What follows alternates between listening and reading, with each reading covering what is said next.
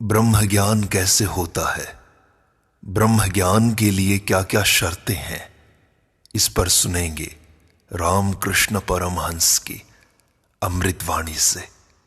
वे कहते हैं, जिस आदमी को भूत ने पकड़ा है वह अगर समझ जाए कि उस पर भूत सवार हुआ है तो भूत तुरंत उसे छोड़ देता है।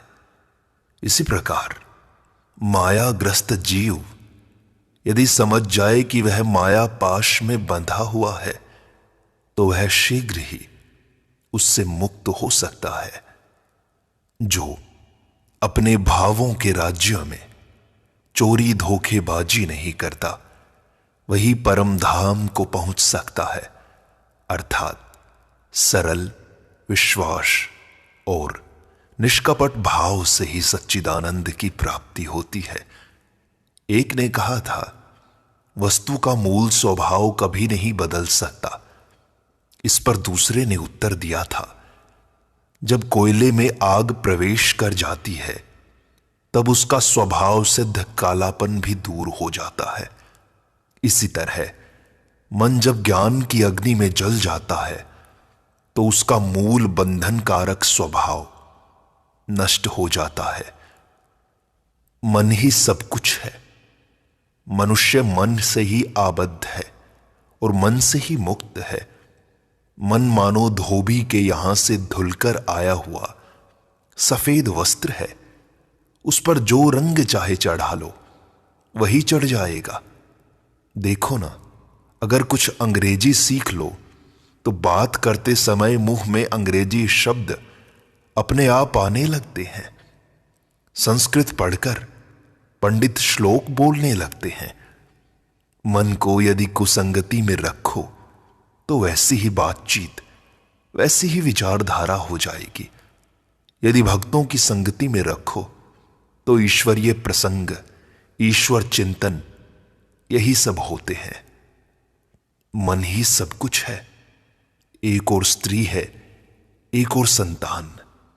मनुष्य दोनों ही को प्यार दुलार करता है, पर स्त्री को एक प्रकार से, संतान को दूसरे प्रकार से, किंतु मन एक ही है।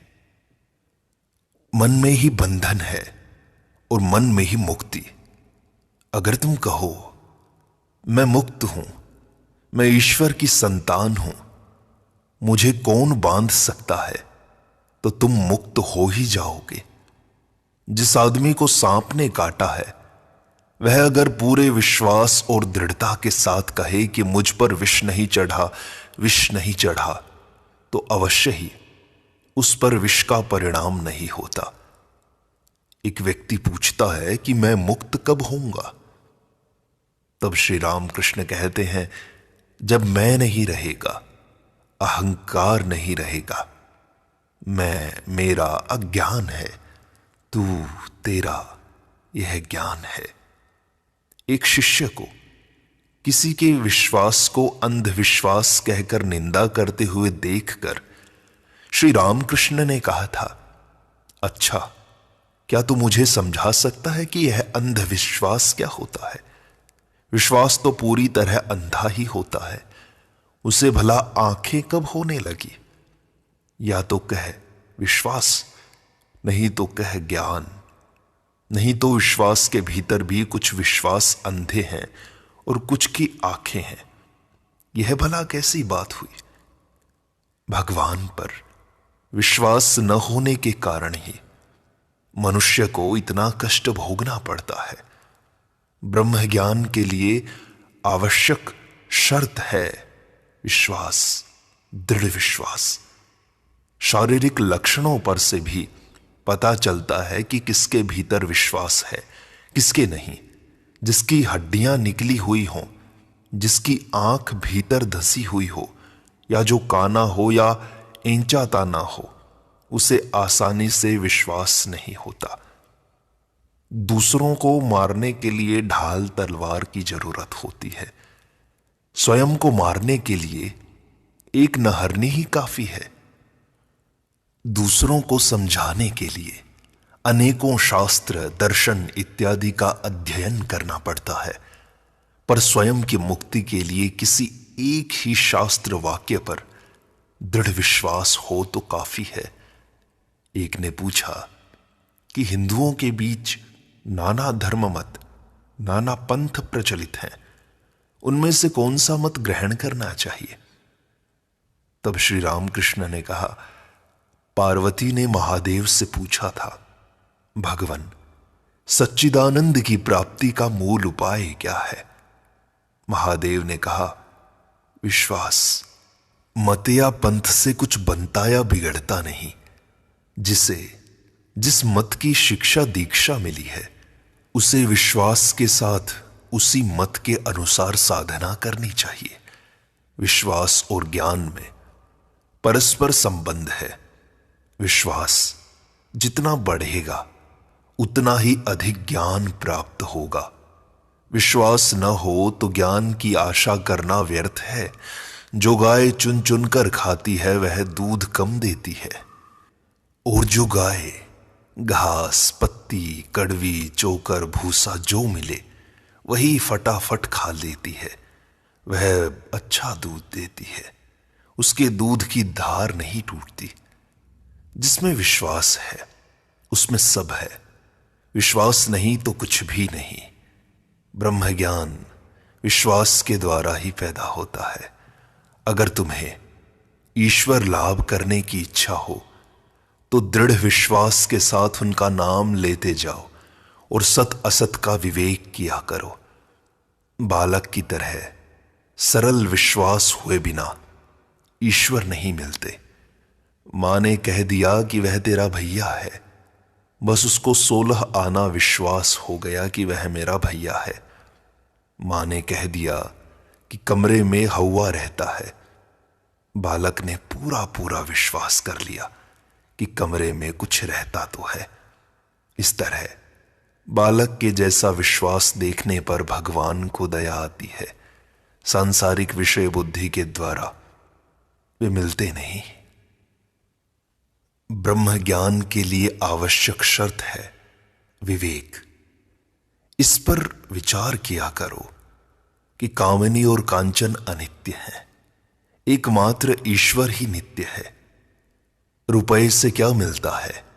दाल, रोटी, कपड़े और रहने के लिए जगह, बस इतना ही और कुछ नहीं। रुपए से निश्चित ही ईश्वर नहीं मिलते। रुपया हरगिज जीवन का उद्देश्य नहीं हो सकता। इसी को विवेक विचार कहते हैं। रुपए में क्या रखा है, सुंदर स्त्री की देह में भी क्या है, विचार करके देखो। पर आश्चर्य है कि मनुष्य ईश्वर को छोड़कर इन्हीं चीजों में मन लगाता है। विवेक और वैराग्य। विवेक अर्थात सत असत का विचार, और वैराग्य अर्थात संसार की वस्तुओं के प्रति विरक्ति, उदासीनता। यह एकाएक प्राप्त नहीं होता। इसके लिए नित्य अभ्यास करना पड़ता है। कामिनी कांचन का त्याग पहले मन में ही करना पड़ता है, फिर प्रभु की इच्छा से वह त्याग मन से और बाहर भी संभव होता है। अभ्यास योग के द्वारा कामिनी कांचन के प्रति विरक्ति उत्पन्न होती है। यह गीता में है। अभ्यास के द्वारा मन में असाधारण शक्ति पैदा होती है। तब इंद्रिय संयम करने में, काम क्रोध को वश में लाने में कष्ट नहीं उठाना पड़ता। जैसे कछुआ एक बार हाथ पैर समेट लेने पर फिर उन्हें बाहर नहीं निकालता, कुल्हाड़ी से टुकड़े टुकड़े कर डालने पर भी नहीं। कोई पूछे कि क्या संसार मिथ्या है, तो मैं कहूंगा कि जब तक ईश्वर का ज्ञान नहीं होता तब तक मिथ्या है। तब तक मनुष्य उन्हें भूलकर मैं मेरा करते हुए माया में आबद्ध होकर, कामिनी कांचन के मोह में मुग्ध होकर संसार में और भी डूबता जाता है। माया के कारण मनुष्य इतना अंधा हो जाता है कि जाल में से भागने का रास्ता रहने पर भी भाग नहीं पाता। तुम लोग तो स्वयं ही देखते हो कि संसार कैसा अनित्य है।